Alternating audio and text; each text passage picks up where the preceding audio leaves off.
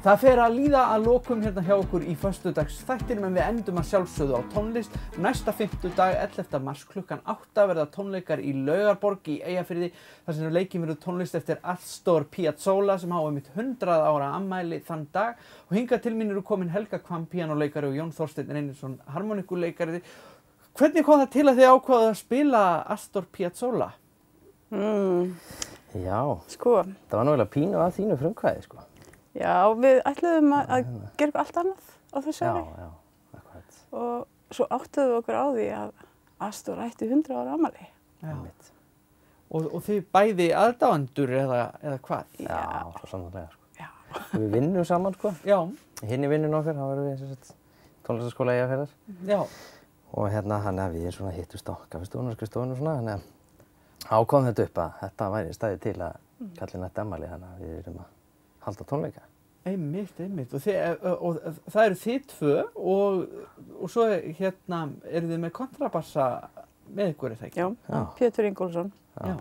Þetta er svolítið merkileg hljóðfæraskipan, þetta er ekki hljóðfæraskipan sem maður sér oft, píanó, harmonika og kontrabassi. Nei, kannski ekki nógu oft, sko. En þetta er samt, í tónlist Piazzolla þá er þetta mjög algengt, þessi samsetning, og reynda plús þá rammaskítar og hérna fiðla.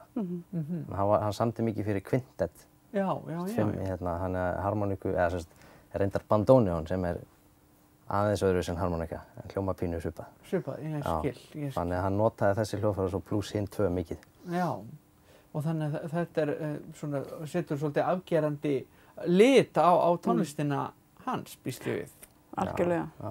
Hann náttúrulega var sjálfur bandóneónleikari, sko. Já, Þannig að hann samdi mikið bæði fyrir bandóneón sem sólóhljóðfæri og svo fyrir svona kammerstykki, samspil. frábært. Og áttu þið í erfiðleikum með að velja efnisskrána, var mikið slegist þetta yrði að vera og annað ekki, eða hvernig var það? Nei, það sem var eiginlega bara erfiðast var að halda okkur innan skynsamlegs tímaramma með tónleika. Við hefum getað haldið svona festival heila helgi, Já. sko. Já, það er þannig. Það var mjög sársaukafullt að skera niður stundum, sko. Akkurat. Það er til svo rosa mikið af tónlist eftir það. Já, Og við erum kannski ekki endilega að spila þessi allra þekktustu verk núna. Nei. Fyrir utan nokkur sem eru svona eiginlega nauðsynleg að taka alltaf. En svo erum við að taka kannski önnur svona aðeins minna þekkt. Þannig að við hefðum alveg getað haft þetta miklu lengra með alveg bara fullt af meiri flottri tónlist, sko. Það er svo svakalega mikið.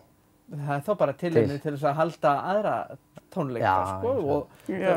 Árið rétt að byrja, sko. Já, og þeir eru búið að koma fólki á bragðið. Akkurat. Þannig og þið eru að selja miða inn á Tix og kannski bara við hæfa fólk drífi í því að kaupa miða því salan að ég veit er langt komin. Komið vel að stað. Já, þannig að það er ekki, fólk er ekki til setunar boðið, það bara ef það vill ekki missa af þessum menningar viðburði og þessum konfektmóla þá verður það bara að stökkva til. Og þið ætliði að slá botninn hérna í þáttinn hjá okkur í dag með tóndæmi. Og hvað ætliði að spila fyrir okkur? Í gleymskunnar dá, voru ekki að tala um að það þýddi það er Oblivion. Oblivion, mitt. Þetta er svona eitt af hans þekktari, myndi ég halda. Mjög fallegt. Þetta er svona, þetta veit ekki fyrir hvað hljóðfæran samdi þetta fyrst, sko. Þetta er búið að taka þetta í alls konar útgáfum. Selló, fiðlur og þetta er svona alveg, ef þú spila Piazzolla þá er þetta svona eiginlega must verk að fara í. Og það náttúrulega eru margir hljóðfæraleikar eins og ég segja þetta hefur verið spilað á trompet eða bara hvað sem er, blásturshljóðfæri, strengjahljóðfæri. Og nefndu það bara. Nefndu það, þannig að þetta er hérna, já. Þetta er afskaplega spennandi, bara þakka ykkur kærlega fyrir að koma í þáttinn og ég bara hlakka til að heyra Piazzolla og hvet alla eindregið til þess að næla sér inn í miða inn á Tix áður en það verður of seint. Föstudagsþátturinn verður þó ekki mikið lengri að þessu sinni, við verðum hérna á sama tíma í næstu viku.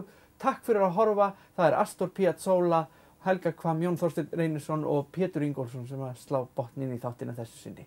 Sjáum síðar.